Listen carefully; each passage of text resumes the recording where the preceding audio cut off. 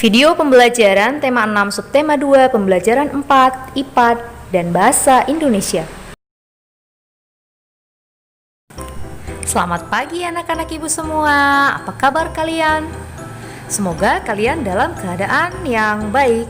Nah, hari ini kita masuk ke pembelajaran keempat, yaitu pelajaran IPA dan Bahasa Indonesia.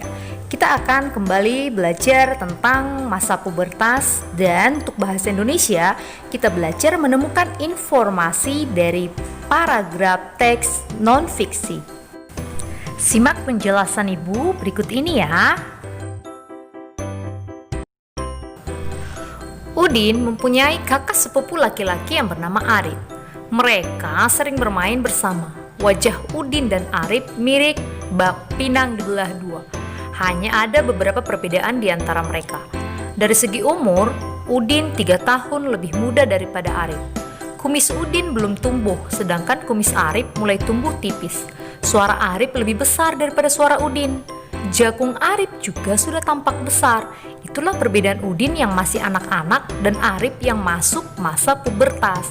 Nah, apa perbedaan masa anak-anak dengan masa puber? Apakah kamu masih ingat? Nah, ini dia ibu kembali mengingatkan untuk perubahan fisik pada masa kanak-kanak dan masa pubertas pada anak perempuan dan laki-laki. Anak-anak ibu, pernahkah kamu bertanya, kenapa sih sekarang aku suka marah-marah, emosi kurang bisa dikendalikan? Nah, itu tandanya kamu sudah memasuki masa pubertas, karena salah satu perubahan yang terjadi adalah tingkat emosional kamu semakin meningkat. Misalnya gampang marah, gampang tersinggung, dan baperan ya.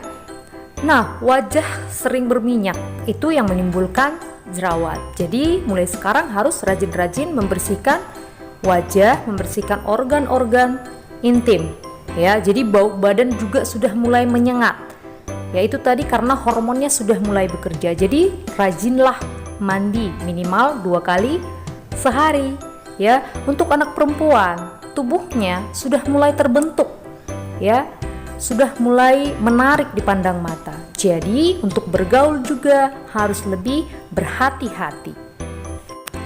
Nah, pada masa puber ini, mari anak-anak ibu jagalah diri kamu dengan baik, lakukanlah hal-hal yang positif dan lebih mendekatkan diri kepada Tuhan agar dapat mengendalikan diri untuk menghadapi masa pubertas ini.